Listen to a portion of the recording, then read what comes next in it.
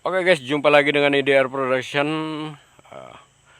Kali ini kita masih tetap di sini di kebun kopi sistem pagar yang kita punya. Kali ini saya akan membahas permasalahan bagaimana jarak tanam akan berpengaruh terhadap produksi atau pertumbuhan tanaman kopi ini atau tidak. Mari kita ulas beberapa pertanyaan yang sering masuk. Ini apakah tidak terlalu rapat? Dan apakah tidak terlalu banyak kalau pelihara 3 pohon? Dengan 1 pohon aja ini kerapatannya sudah sangat mempengaruhi, apalagi dengan 3 pohon seperti yang diterapkan di kebun ini. Di awal-awal kita menanam, ya lumayan mendapat banyak protes dari teman-teman. Kenapa nggak ditunasin? Kenapa dibiarkan tunasnya? Karena yang terjadi selama ini pada pertanian konvensional, mereka sangat takut sekali bila di pohon kopi ini terdapat tunas-tunas air, tunas-tunas cacing yang ada di dahan, dan juga ranting-ranting yang tidak berguna. Oke, beberapa saya setuju, namun beberapa saya tidak menerapkan di kebun ini. Kemarin kita dari awal-awal tanam kita sudah pelihara tunas. Memang risiko yang kita dapatkan dengan pelihara tunas, banyak nutrisi atau pupuk yang kita tebar menjadi sia-sia. Dalam artian kita akan rugi di pupuk karena pelihara banyak tunas. Namun jangan coba-coba untuk pelihara tunas kalau kita tidak memperhatikan masalah pemupukan. Karena pemupukan dan perawatan pada saat kopi masih muda itu sangat rawan sekali terhadap kecepatan pertumbuhan. Karena bila banyak tunas, otomatis nutrisi yang dibutuhkan itu akan menjadi lebih besar, lebih banyak. Dengan nutrisi yang lebih banyak, otomatis pertumbuhan keseluruhan dari pohon utama dan tunas akan menjadi maksimal. Namun bila kita tidak melakukan pemupukan dengan pelihara beberapa tunas itu, berisiko kopi tidak akan dapat tumbuh dengan baik. Jangankan berproduksi, tumbuh pun akan mengalami kesulitan. Oke, kita akan membahas bagaimana hal-hal yang kita anggap di luar dari cara pertanian yang selama ini diterapkan. Namun sekarang saat ini kita sudah menerapkan cara yang berbeda. Di sini kita akan mengulas apa risiko dan apa keuntungan dari tanam kopi sistem pagar ini. Oke, mari kita bahas, dan kamera akan saya langsung tujukan ke lapangan. Oke teman-teman, mari kita lihat bagaimana kopi dengan penanaman sistem pagar ini. Di sini dapat kita lihat bahwa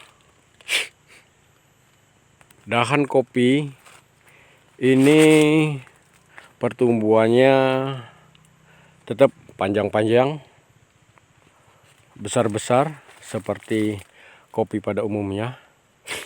Namun di sini bisa kita lihat bahwa kopi ini ada 4 batang. Ini juga 4 batang. Itu 2 batang. Di sini kita dapat melihat kenapa jarak tanam 1 meter atau setengah meter itu tidak menjadi masalah. Kita dapat melihat di sini bahwa dahan-dahan yang ada di pohon ini cenderung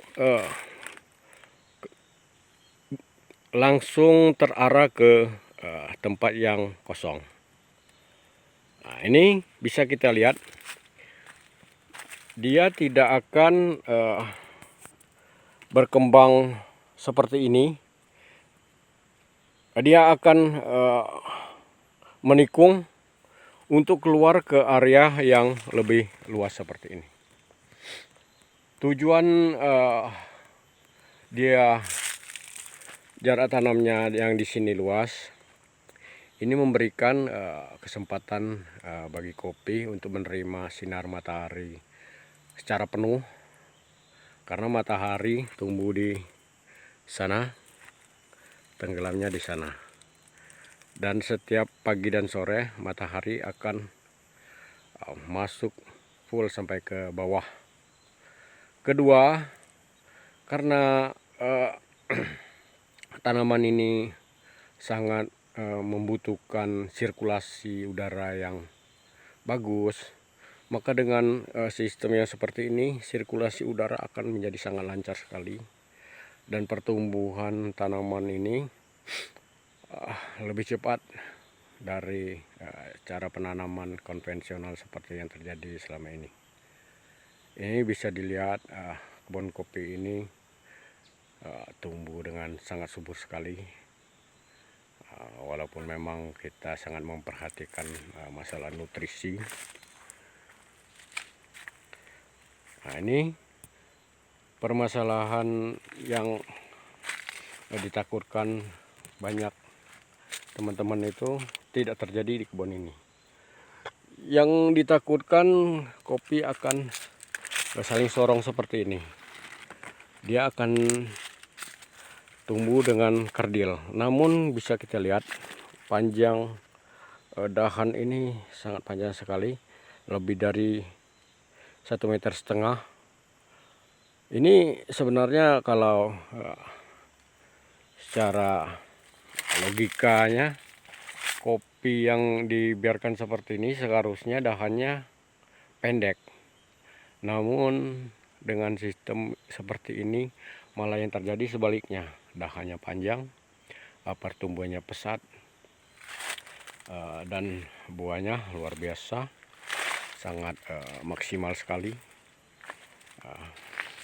Ini kadang-kadang teman-teman takut saya pilih-pilih tempat untuk bikin video, padahal keseluruhan dari kebun ini rata seperti ini. Saya tidak pernah menonjolkan hal-hal yang baik saja. Saya tidak pernah memberikan yang lebih-lebih, padahal itu enggak. Namun yang saya berikan di sini adalah fakta yang terjadi di lapangan. Memang namanya kopi,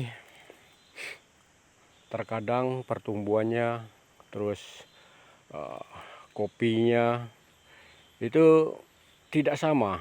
Jadi ada beberapa yang tidak maksimal, namun ada beberapa yang maksimal. Ini akan saling melengkapi. Namun secara keseluruhannya, secara rata-ratanya cukup bagus. Nah, seperti ini, yang seperti saya bilang tadi, yang ini sulit untuk maksimal. Namun yang di sebelah-sebelahnya ini saya kira lumayan. Nah, jadi kadang-kadang ada beberapa pohon itu malah terkadang seperti terjadi kelainan. Pohonnya kebanyakan tunas, nggak muncul cabang. Nah, karena yang kita tanam itu banyak, jadi banyak juga macam dan bentuknya. Nah, seperti ini sudah terlihat. Ini sudah ada yang merah. Ini coba kita petik. Ini saya kira walaupun 3 pohon, namun ukurannya masih tetap besar.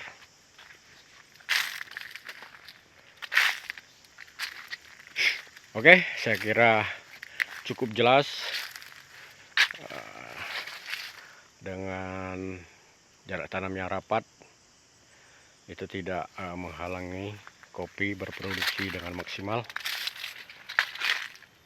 Dengan jarak tanam yang rapat, kopi tidak akan saling silang, namun dia akan menyusun dengan sendirinya.